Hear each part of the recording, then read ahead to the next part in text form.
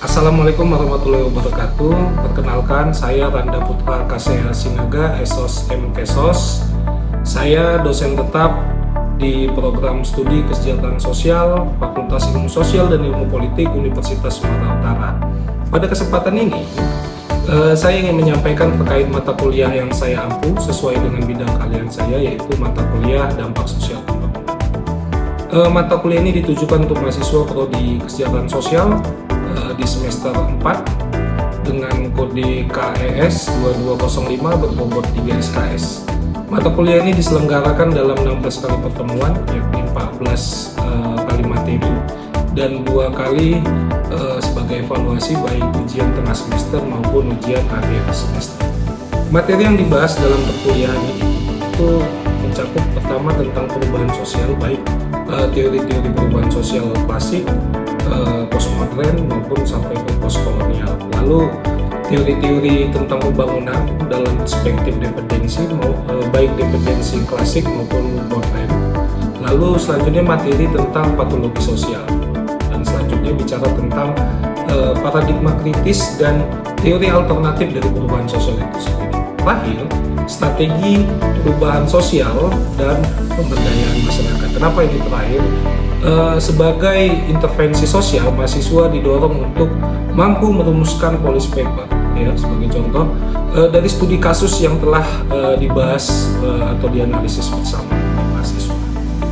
Adapun capaian pembelajaran program studi pada mata kuliah ini itu meliputi yang pertama adalah mahasiswa mampu memberikan berbagai alternatif penanganan masalah kesejahteraan sosial, baik di tingkat komunitas untuk dapat berkontribusi dalam mengambil keputusan strategis, yakni di mana cantum dalam CPL 07 atau capaian pembelajaran lulusan 07. Lalu selanjutnya adalah mampu memetakan masalah sosial, merancang program penyelesaian masalah sosial dan mengimplementasikan solusi atas masalah sosial tersebut, di mana ini tercantum dalam CPL 09. Lalu untuk CPMK-nya, capaian pembelajaran mata kuliah ada 2. Yang pertama adalah mampu menjelaskan program penanganan masalah kesejahteraan sosial di tingkat komunitas, lalu mampu menjelaskan masalah patologi sosial, di mana CPMK 20 dan CPMK 26. Saya menggunakan 3 komponen pembelajaran dalam mata kuliah ini. Yang pertama delivery, yang kedua interaction, yang ketiga assessment. Dalam delivery, saya akan memberikan materi maupun RPS kepada mahasiswa yang mahasiswa bisa unggah di Alumni USU. Lalu untuk mendukung pemahaman mahasiswa, saya menggunakan atau memberikan presentasi yang interaktif, tatap muka, yang juga saya memanfaatkan beberapa media, ya, baik video dokumenter, gambar-gambar ilustratif, yang itu mempermudah mahasiswa memahami bagaimana perkembangan-perkembangan baik situasional tentang perubahan sosial maupun alternatif-alternatifnya. Selain itu juga saya memanfaatkan media-media atau teknologi yang berkembang, baik untuk kuis ataupun ujian-ujian lainnya. Lalu dalam interaction, saya menggunakan model sistem 2 arah, ya, diskusi, kolaborasi, refleksi bersama, yang ini secara prinsip saya menggunakan pendekatan andragogi, di mana pendekatan gaya pendekatan orang dewasa untuk pembelajaran. Lalu yang terakhir adalah asesmen. Asesmen ini saya bagi 2. Pertama dalam bentuk evaluasi formatif, yang ini berbentuk kuis ataupun tugas kelompok yang berfokus pada studi kasus. Juga dalam evaluasi sumatifnya, saya menggunakan penilaian melalui ujian tengah semester maupun ujian akhir semester. Untuk mendukung pembelajaran itu, materi yang saya pakai itu menggunakan referensi-referensi baik dari buku, hasil karya-karya para pakar teori pembangunan maupun pakar-pakar dari teori kritis. Selain itu juga saya memanfaatkan jurnal-jurnal bereputasi yang up to date pastinya, agar mahasiswa dapat mengikuti perkembangan-perkembangan keilmuan baik tentang teori maupun ilmu-ilmu praktis lainnya yang berkaitan dengan dampak sosial pembangunan. Berikut adalah video proses pembelajaran pada mata kuliah dampak sosial pembangunan, materi pertemuan ketiga, yakni teori dependensi klasik. berikut videonya. Assalamualaikum warahmatullahi wabarakatuh. Selamat siang semua teman-teman kakak-kakak sekalian. Waalaikumsalam warahmatullahi wabarakatuh. Oke, kita ketemu dalam pertemuan ketiga, sosial pembangunan. Kita sudah bahas sebelumnya tentang paradigma pembangunan teori-teorinya. Jadi saya harap ini bisa nyambung dalam materi kita. Juga saya ingin jelaskan ini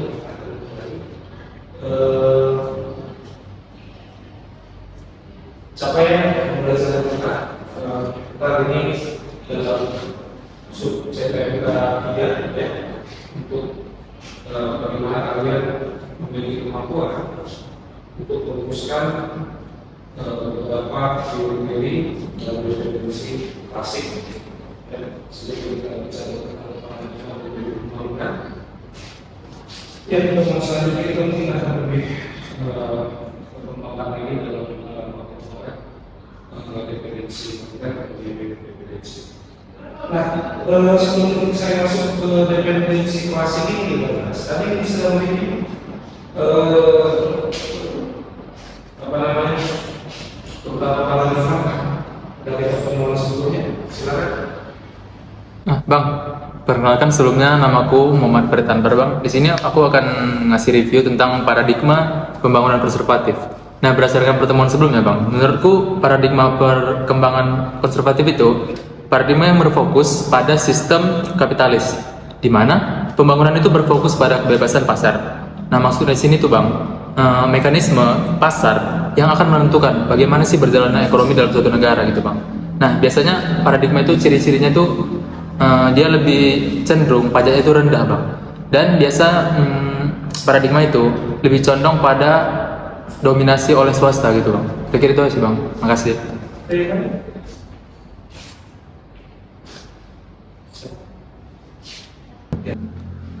Saya Yohana, saya ingin menjelaskan paradigma pembangunan radikal sesuai dengan materi Bapak sebelumnya, yang dimana saya ingin menjelaskan dari khusus teori Marxis. Dalam pendekatan ini, pembangunan dipandang bukan sebagai proses netral atau murni dalam kesejahteraan semua masyarakat, tapi menurut saya ini justru seringkali memperkuat yang dinamakan ketimpangan sosial.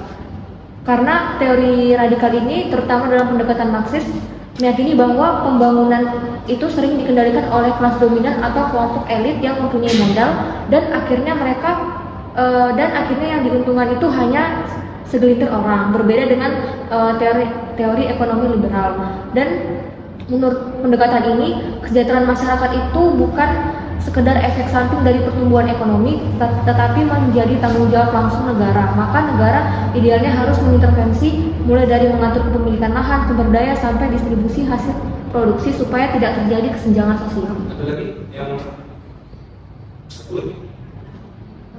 Oke, silakan. Saya Zara Fania Rahma. Saya di sini mau menjelaskan mengenai Soskem, di mana Soskem itu sendiri merupakan jalan tengah di mana dia tidak anti swasta, tapi ada peran negara juga di dalamnya seperti pajak dalam penguatan perlindungan sosial.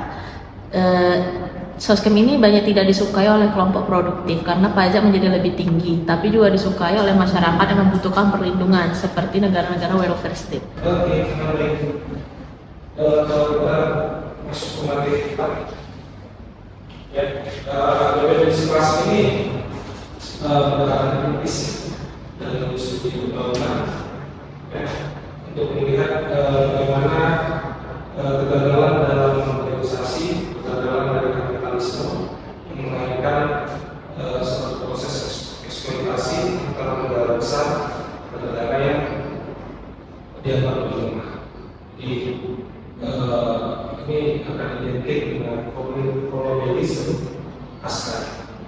Jadi melihat bagaimana negara punya ketergantungan dengan negara, bagaimana proses ketergantungan itu, ya, ini bisa kita, saya tidak bertemu kalian. Nah, jadi bayangkan negara-negara berkembang itu akan sulit sulit masuk ke dalam atau menuju sebagai negara maju.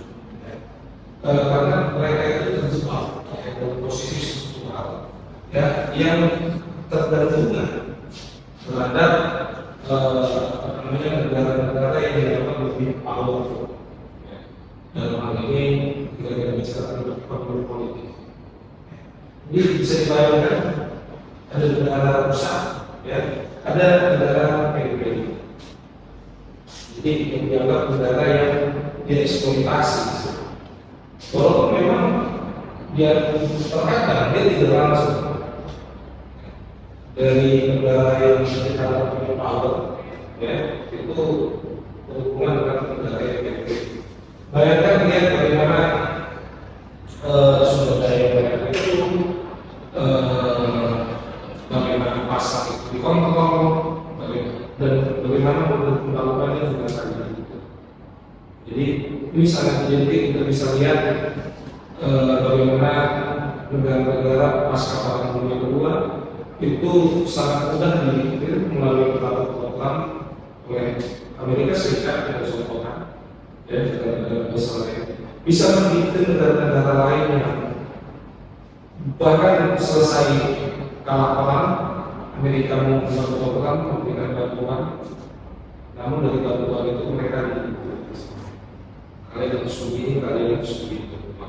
Jadi siapa yang sudah begitu akan sulit untuk berinovasi dalam menentukan apakah pembangunan yang kita lakukan itu sesuai dengan negara atau tidak. Termasuk juga dalam perdagangan.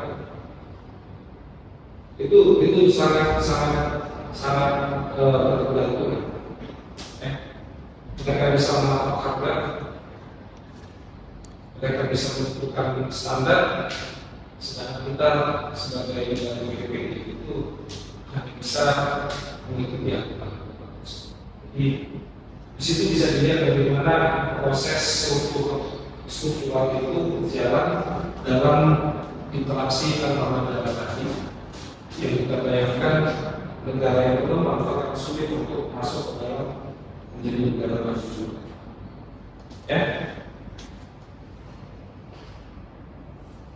Ciri khasnya, biasanya memang menganggap tidak semua negara akan berkembang seperti negara. Jadi jadi suatu titik. Lalu ketimpangan sistematik, di mana ketimpangan ini ada beberapa keturunan, tapi bagian dari sistem kapitalisme global itu sendiri. Lalu eksploitasi ini identik, saya jelaskan tadi. Negara resmi itu bukan karena kesulitan mengembangkan sumber daya yang mengembangkan pengetahuan, tapi memang faktor eksploitasi. Mereka hanya lihat di sini sebagai tenaga kerja maupun juga konsumen. Jadi kita punya sumber daya alam, kita punya barang mentah, mereka beli. Lalu mereka kerjakan pabrik di Indonesia atau di negara lain, lalu dijualnya juga di ada usul-usul value yang sudah meningkat. Jadi proses eksploitasi itu akan terus berjalan, maka tidak heran dikatakan akan sangat sulit negara yang berkembang untuk bisa, apalagi sikap-sikap hubungan-hubungan itu sendiri. Lalu bicara tentang solusi alternatif, beberapa tokoh itu mendorong pemutusan hubungan dengan sistem ekonomi global seperti reformasi ataupun revolusi. Kita bisa ambil contoh negara luar, bagaimana mereka punya ketergantungan dengan Amerika pada zaman kepemimpinan dan Islam. Tapi setelah revolusi, walaupun mereka memutus hubungan, mereka diblokade, mereka diembargo, tapi mereka bisa survive. Bayangin sistem pendidikan, sistem kesehatan yang terbaik saat ini juga waktu COVID melanda itu bahkan juga yang mengekspor tenaga kesehatan yang di beberapa dunia lain, kayak bagaimana sistem kesehatan mereka dan sistem pendidikan mereka bisa mereka.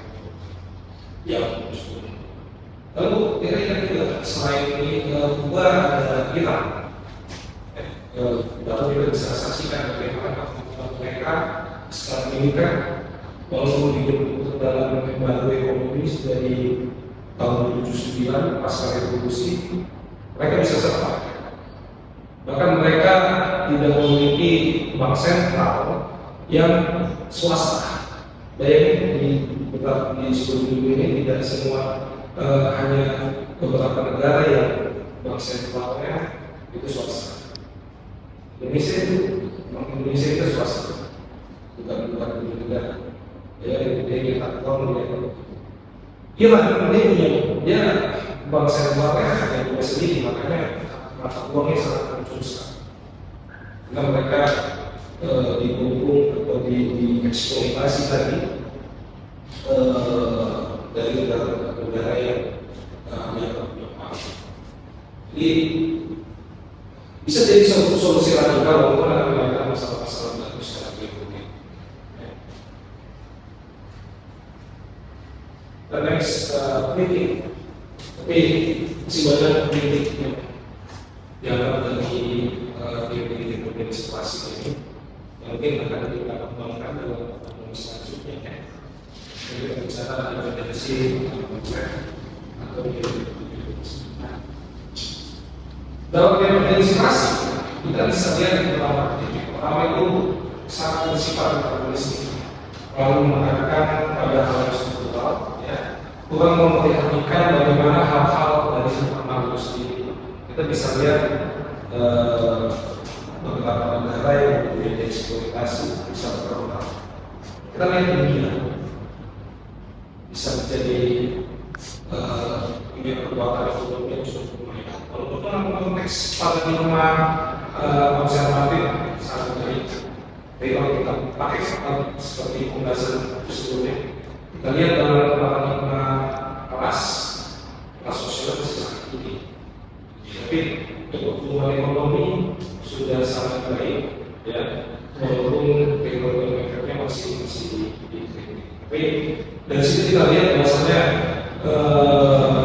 hal-hal struktural itu tidak selalu bisa melihat masalah itu. Lalu kritik yang kedua adalah sangat pesimistik, ya, tidak melihat kemungkinan negara berkembang lebih keras pada posisi dunia yang sama seperti sebelumnya. Lalu tidak menjelaskan pengecualian, ya, karena ada negara-negara yang menganggap terpinggirkan, tapi juga bisa maju. Ya, tidak perlu bicara tentang struktural, di mana juga mereka didikte. Ya, itu bicara Korea Selatan, Taiwan, Singapura, mereka didikte. Dari pasca perang dunia II, model ekonomi mereka sangat didikte oleh negara-negara maju, negara-negara mereka bisa maju, mereka bisa berkembang sangat baik, walaupun ada hal lain yang bisa kita lihat di situ. Ya. Artinya tidak semua negara yang didikte itu akan selalu berkembang. Lalu yang lain adalah orang mempertimbangkan faktor domestik seperti korupsi, salah lurus dan kebijakan yang buruk. Ini seperti budaya. Jadi budaya masing-masing negara punya culture yang berbeda-beda. Kita tidak bisa samakan. Negara yang punya etos kerja tinggi seperti Jepang itu sangat tinggi sekali. Kalau kita bandingkan dengan negara kita yang punya budaya korupsi dari semenjak zaman dia Belanda dulu, itu semacam culture yang mungkin kita belum selesai dalam revolusi budaya kita yang seperti dalam kaji mereka berhasil melakukan revolusi budaya. Ya. Saya kira itu untuk materi kita. Saya masuk ke kuis. Silakan buka handphone kalian, tolong di scan. Ya.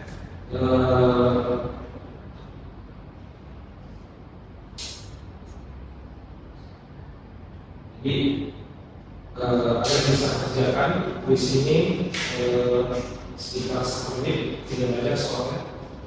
Kalian untuk menyaksikan bagaimana pemahaman kalian atas materi tersebut. Oke, sudah siap? Oke, saya pikir sudah siap semua ya. Ada pertanyaan? Silakan yang mau bertanya. Ya, silakan Kak.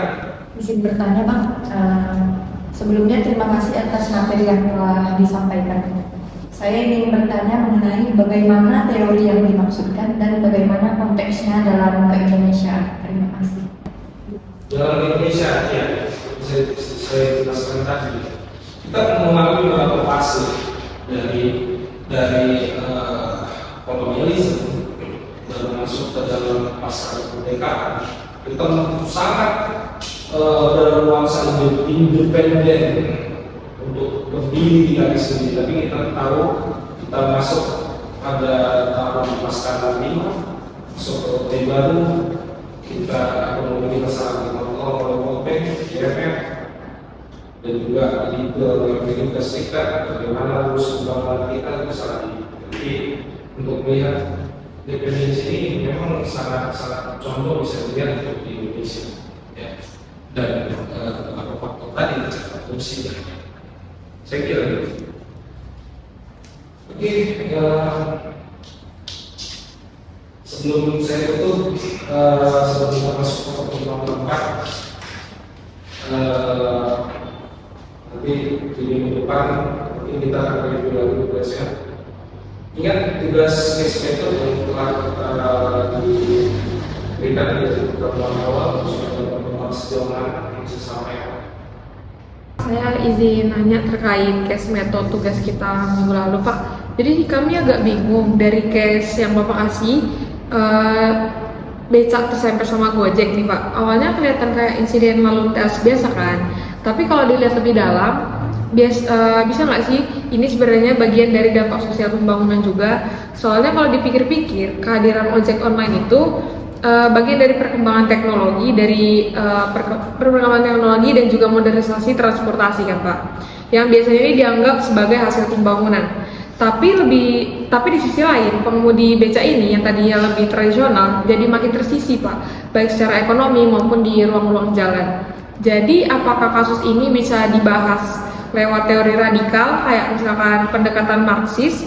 Karena yang kami lihat di sini ada semacam ketimpangan antara pekerja informal lama dengan sistem baru yang lebih bermodal gitu Pak. Atau lebih cocok dilihat dari teori lain, misalkan fungsionalisme atau modernisasi. Nah itu kami bingungnya Pak, kira-kira teori yang bisa dicocokkan ke case method ini apa ya kira-kira? Terima kasih Pak. Oke, saya tekan yang untuk kasusnya. Saran saya, coba dari lagi dari paradigma fungsionalisme, ya, itu saya saran pakai coba baca buku Mansokati, Sesat Pikir Pembangunan, ya, Sesat Pikir Pembangunan. Itu bisa lihat bagaimana kemajuan teknologi dan pembangunan itu dampaknya seperti apa, dan bagaimana kelas di situ bisa dilihat. Oke, silakan ada pertanyaan lagi. Ya, silakan. Jadi gini Bang, sekarang kan negara kita lagi gencar banget sama pembangunan infrastruktur. Kayak contohnya itu jalan tol, terus itu IKN. Nah, proyek-proyeknya itu kan katanya demi pemerataan pembangunan dan juga peningkatan ekonomi nasional. Tapi fakta di lapangannya kita lihat bahwasannya banyak masyarakat adat atau bahkan petani-petani kecil yang justru tergusur, kehilangan lahan tanpa ganti rugi yang layak. Terus di sini pertanyaan saya, sebenarnya kita dari kasus ini tuh harus pakai pendekatan teori pembangunan yang mana ya untuk melihat kasus kayak gini? Sekian Bang. Oke. Jadi untuk melihat bagaimana fungsionalisme itu berjalan dari bagaimana kebijakan diambil oleh pemerintah untuk pembangunan, prioritas mana yang diambil. Jadi kita juga melihat banyak faktor.